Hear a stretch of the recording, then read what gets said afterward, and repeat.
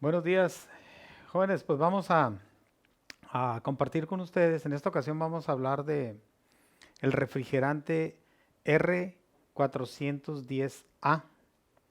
Vamos a hablar acerca de las características de este refrigerante y tratar de aclarar algunas dudas que todavía existen con el manejo y la utilización de este refrigerante.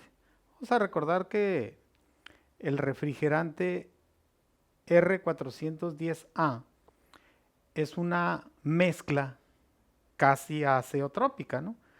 Se compone de dos refrigerantes, ¿ok? Uno de los refrigerantes es el refrigerante R32, ¿sí? Que tiene un 50% en esta mezcla. Y el refrigerante 125 con el otro 50%. Entre los dos completan el 100% de ese refrigerante. Este refrigerante tiene una temperatura o un punto de ebullición de menos 51.4 grados centígrados. Este refrigerante es más eficiente que el refrigerante 22. No es el sustituto del refrigerante 22. O sea, fue fabricado para incrementar la eficiencia en los equipos. Este refrigerante, al ser más frío, tiene una eficiencia mayor.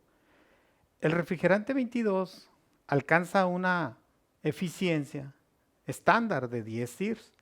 Este refrigerante alcanza una eficiencia de 11.5 SIRS y en algunos casos puede llegar hasta 12 SIRS, dependiendo de la tecnología, los componentes del equipo en el que está siendo usado o utilizado, y de tal manera que llega a ser más eficiente que el refrigerante 22. Esa tecnología de alguna manera está reemplazando a la tecnología que utilizaba el refrigerante 22. Lo estamos haciendo de alguna manera, este refrigerante tiene la capacidad, o más bien dentro de sus características, no daña la capa de ozono, ¿sí? Esa es una de las cosas muy importantes que decidieron en la utilización de este refrigerante, ¿ok? Entonces, es un refrigerante que utiliza un aceite, ¿sí? Es un aceite poliéster, ¿no?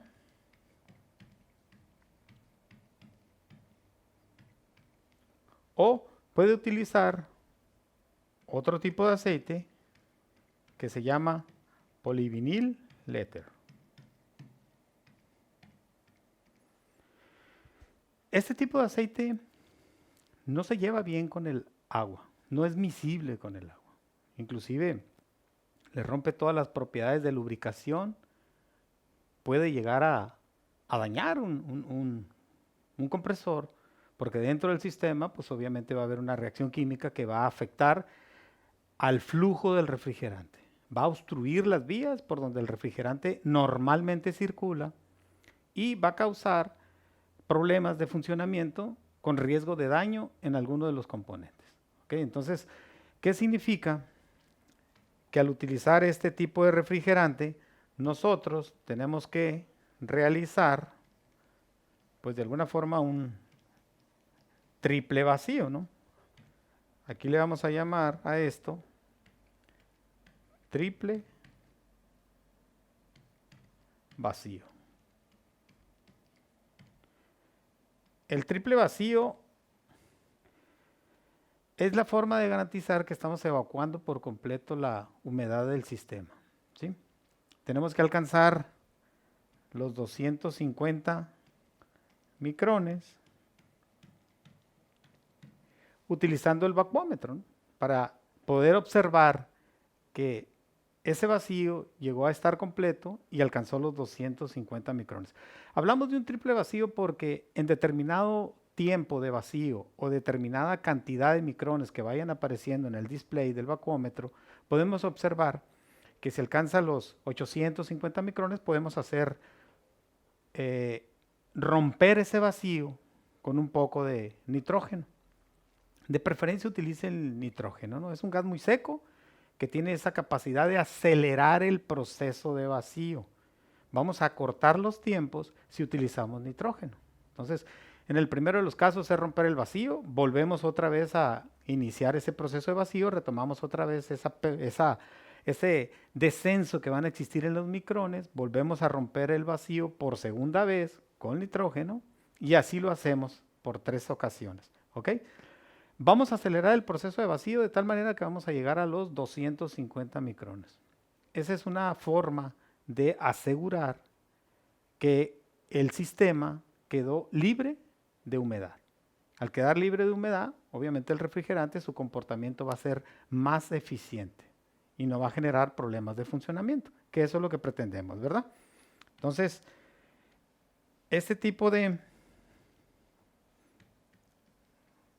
técnicas de aplicar el triple vacío, pues vienen a ser muy eficientes, ¿ok? Este tipo de aceite, que viene siendo el poliéster, es un aceite que no debe de tener mucho contacto con el ambiente, porque recordamos que dentro del ambiente pues existe la humedad. Este aceite en determinado tiempo tiene que utilizarse, ¿sí? Dentro de los 12 primeros minutos se tiene que utilizar. Posteriormente ese aceite iba a atrapar la humedad del ambiente y iba a perder sus propiedades de lubricación. Entonces, si nosotros vamos a utilizar ese aceite para hacer una recarga de aceite, tenemos que hacerlo y el resto obviamente no lo vamos a poder utilizar. Precisamente porque al abrir el recipiente que lo contiene, pues tenemos que hacer de una manera rápida, cerrarlo, sellarlo y obviamente es muy probable que ese aceite ya no lo puedas utilizar, ¿no? Ya depende de cada quien y la responsabilidad que tenga, pues va a ser la decisión que ustedes tomen, ¿verdad? Pero sí es importante que nosotros mencionemos que tenemos que ser muy precisos en los procedimientos para llegar a tener un uso eficiente en todos los equipos y cuidarlo, ¿no? Cuidar la inversión. Entonces, recordamos R32 y R125, el 50% de R32, el 50% de 125 conforman esa mezcla casi azeotrópica, ¿sí? De el refrigerante R410A. ¿Okay? Tiene un punto de ebullición de menos 51.4 grados centígrados. Por esa razón es más eficiente que el refrigerante 22. Entonces, para ayudar a esa eficiencia, nosotros debemos de estar manteniendo los equipos limpios. Eso es lo que tenemos que garantizar de alguna forma. Y apegarnos a los procedimientos para utilizar este refrigerante y que el equipo pueda seguir siendo eficiente. ¿Ok? Para el proceso de recargas, las recargas, existían ciertas dudas. ¿Sí? Este refrigerante, si tiene una fuga, que es una fuga minúscula, que va gradualmente, va perdiendo refrigerante, el técnico llega, coloca manómetros y encuentra presión baja dentro del sistema y necesita recargar el refrigerante. Aquí no es, el tema no va a ser si se puede recargar o no.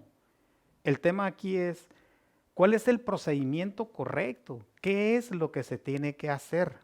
En este caso, cuando un técnico encuentra una presión baja en un refrigerante R410, es porque existe una fuga. Lo que tenemos que hacer aquí es, primeramente, evacuar el sistema, presurizarlo con nitrógeno de preferencia, encontrar esa fuga, repararla mientras el nitrógeno está fluyendo, para que al utilizar ustedes la soldadura, pues de alguna forma garanticen que dentro del sistema no va a haber algún tipo de recalentamiento o residuos que puedan estar afectando el flujo del refrigerante. Entonces, en este caso es muy importante que nosotros nos apeguemos al procedimiento.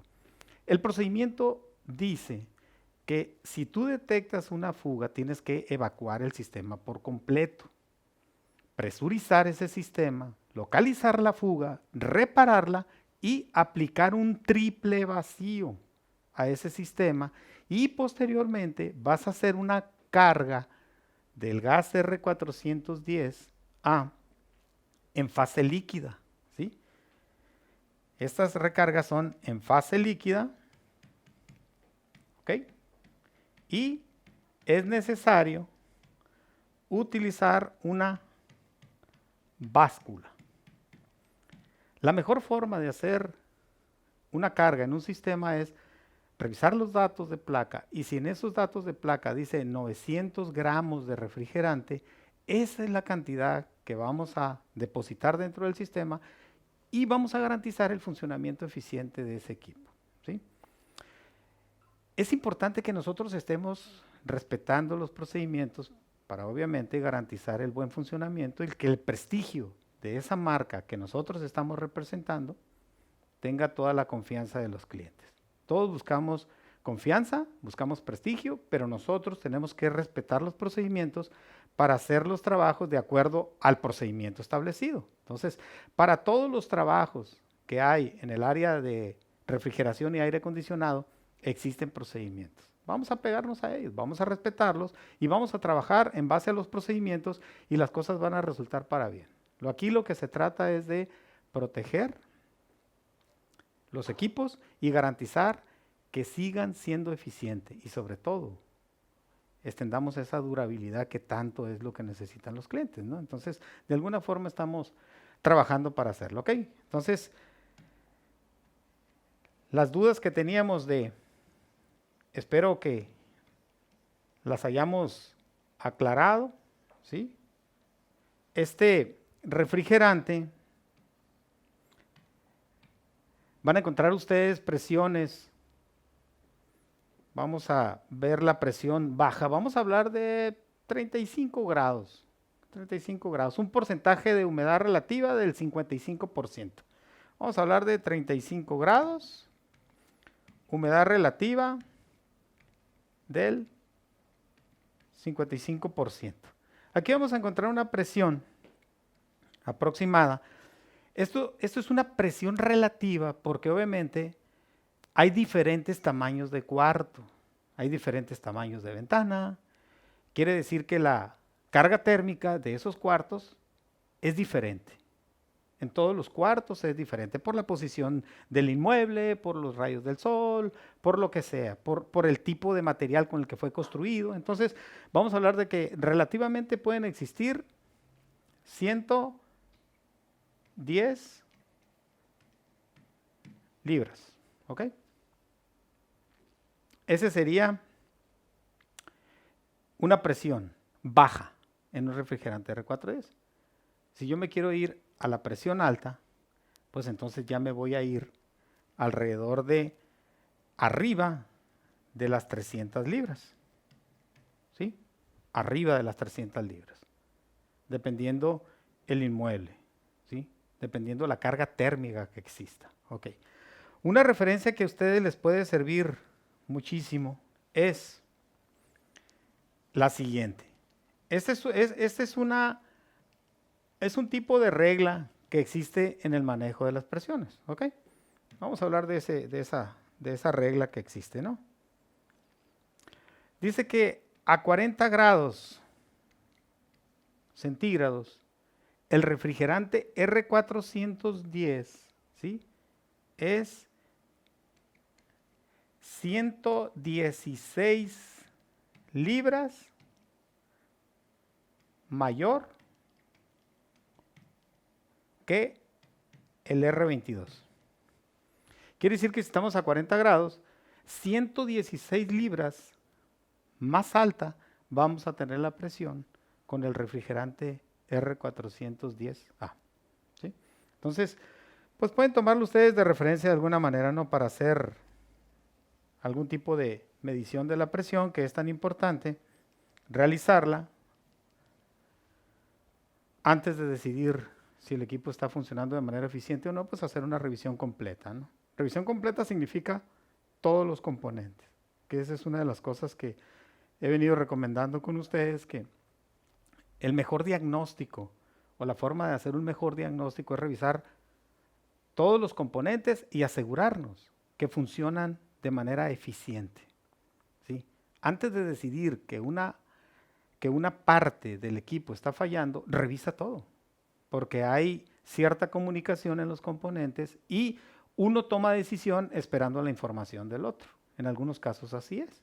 Entonces tenemos que tener esa precaución de revisar, asegurarnos y obviamente tener los parámetros contra los cuales vamos a comparar esas mediciones que nosotros hagamos, ¿verdad? Entonces, espero que les haya pues ayudado, que les haya sido de alguna manera de ayuda. Vamos a seguir platicando con ustedes y teniendo este tipo de cápsulas que para nosotros es muy importante aclarar todas estas cosas con ustedes, ¿verdad? Muchas gracias, mi nombre es Arturo Delgadillo y estamos en contacto. Gracias.